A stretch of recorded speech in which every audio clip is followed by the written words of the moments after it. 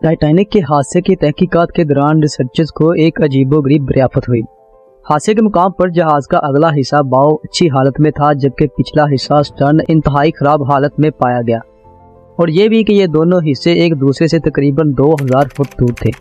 समुद्र की तह में दहाइयों तक रहने के बाद लोहे और फौलाद की जंग जदगी आम बात है, लेकिन सवाल ये पैदा होता है कि अगर ये दोनों हिस्से एक ही जहाज के हैं और एक ही वक्त में डूबे हैं, तो फिर इनकी हालत और इनके दरमियान इतना फासला क्यों? क्या बर्फानी आइसटैग के टकराने के अलावा भी कुछ और हुआ था जिसने टाइटैनिक के पिछले हिस्से को ज्यादा नुकसान पहुंचाया? अस्सलाम वालेकुम दोस्तों, माय नेम इज शराफत अली। नाज़रीन, पहली बार टाइटैनिक की तबाही के वाक़या ने दुनिया को हिला दिया था। 1912 की रात जब ये अजीमुशान जहाज समंदर की गहराइयों में डूबा तो वह कनाडा के न्यू फाउंडलैंड से 700 किलोमीटर के फासले पर अटलांटिक ओशन में था।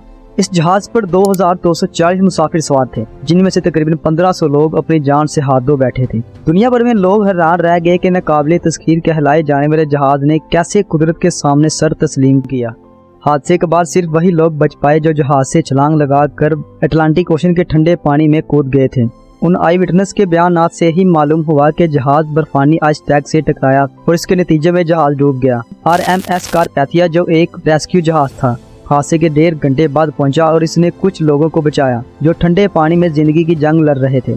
अगर कारपैथिया वक्त पर ना पहुंचता तो शायद कोई भी हादसे की हकीकत जानने में कामयाब ना होता। नाज़रीन, शुरू में रिसर्चर्स के पास कोई ठोस सबूत नहीं थे कि हादसे के वक्त टाइटैनिक के साथ क्या हुआ था, मगर आई विटनेस के बयानात ने इस बात की तस्दीक की कि जहाज एक बर्फानी आइसटैग से टकराया था, क्योंकि हादसे से बर्फानी आइसटैग पर टाइटैनिक का सुर्ख रंग लगा हुआ था। तहकीकाती रिपोर्ट में यह भी कहा गया कि बर्फानी आइसटैग ने जहाज के दाएं हिस्से में 300 फुट लंबा सुराग छोड़ा था। इस रिपोर्ट में मालूम हुआ कि टाइटैनिक का तकरीबन एक निचला हिस्सा इस सुराग से मुतासिर हुआ था। ताहम एक आई विटनेस ने यह भी बताया कि जहाज को डूबने में तकरीबन 2.5 घंटे का वक्त लगा, जबकि तफ्तीशकारों का मानना था अगर बर्फानी आइसटैग ने वाकई 300 फुट लंबा सुराग बनाया होता तो जहाज को डूबने में चंद मिनट लगने चाहिए थे। यह मामला हल करने के लिए रिसर्चर्स ने टाइटैनिक का मलबा तलाश करने की कोशिश जारी रखी।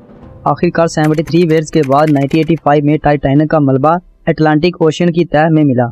इस दरियाफत ने समुद्री तहकीक के मैदान में एक बड़ी पेशरफ की सूरत में कामयाबी हासिल की। जहाज के मलबे की कई तस्वीरें ली गईं और रिसर्चर्स ने सोनार स्कैनिंग और 3D मॉडलिंग की मदद से जहाज की असल हालत का अंदाजा लगाया। नाज़रीन, जैसे जैसे तहकीक आगे बढ़ी, एक और दिलचस्प हकीकत सामने आई। जहाज का अगला हिस्सा यानी बाव अच्छी हालत में था, जबकि इसका पिछला हिस्सा स्टर्न शदीद मुतासिर हुआ था। जब टाइटैनिक का स्टर्न समुद्र की तह से टकराया तो यह गड़ी की मुखालिफ सिमत में घूम रहा था, जिसकी वजह से इसके मुख्तलिफ हिस्से टूटकर चारों तरफ बिखर गए।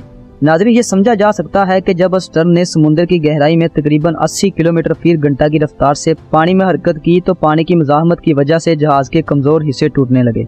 बाव का हिस्सा हाइड्रोडायनामिक डिजाइन का हामिल था, जिसकी वजह से वो बगैर किसी मज़ाहमत के पानी में दाखिल हो गया और इस पानी पर कुव्वते असर अंदाज नहीं हुई। इस वजह से बाव की हालत स्टर्न के मुकाबले में बेहतर थी, मगर यह मामला अभी भी बाकी है कि टाइटैनिक के ये दो हिस्से समंदर में कब और कैसे जुदा हुए। इब्तदाई तफ्तीश के दौरान ख्याल किया जाता था कि जहाज पानी में जाते ही 2 हिस्सों में तकसीम हो गया था, लेकिन 3D मॉडलिंग ने एक मुख्तलिफ कहानी सुनाई।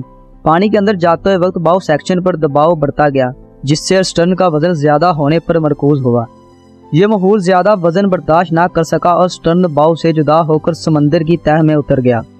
साइंसदानों के मुताबिक ये जुदाई सतह पर नहीं बल्कि पानी की गहराई में हुई थी। टाइटैनिक के स्टर्न से जुड़े हजारों टुकड़े अटलांटिक ओशन की तह में फैल गए। कप, प्लेटें, फानूस, डेक बेंच और मुसाफिरों की जाती अशिया समंदर में बिखरी हुई मिली।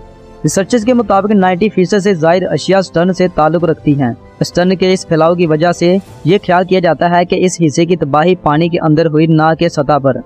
ROV और सोनार स्कैनिंग की मदद से हासिल करदा डेटा ने मजीद सुराग फराहम किए। इस मालूमात को कंप्यूटर मॉडल में तब्दील करके एक नई हकीकत को आश्कार किया गया कि 392 फुट स्टर्न के तमाम डेक एक दूसरे के अंदर दबे हुए थे। ये सूरत हाल जाहिर करती है कि स्टर्न का हिस्सा पानी में जाने के बाद आबी कुव्वतों में मजीद मुतासिर हुआ।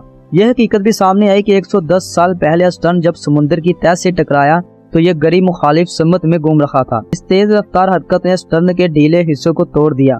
पानी में ऑक्सीजन की कमी के बाद लोहे को जंग लगने का अमल इंतहाई सुस्त रफ्तार से हुआ।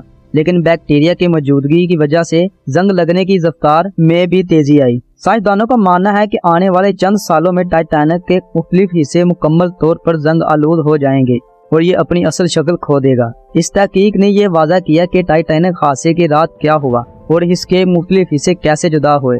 लेकिन एक सवाल अभी भी बाकी है कि इस हादसे की मुकम्मल हकीकत कभी सामने आ सकेगी या नहीं।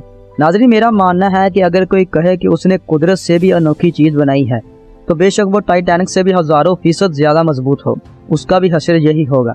आपकी क्या राय है, कमेंट्स में लाजमी बताइएगा। मुझे उम्मीद है हमारी ये वीडियो अपने प्यार बड़े लाइक से भरपूर शेयर करेंगे। आपके प्यार बड़े कमेंट्स का बेहद शुक्रिया। मिलते हैं नेक्स्ट वीडियो में।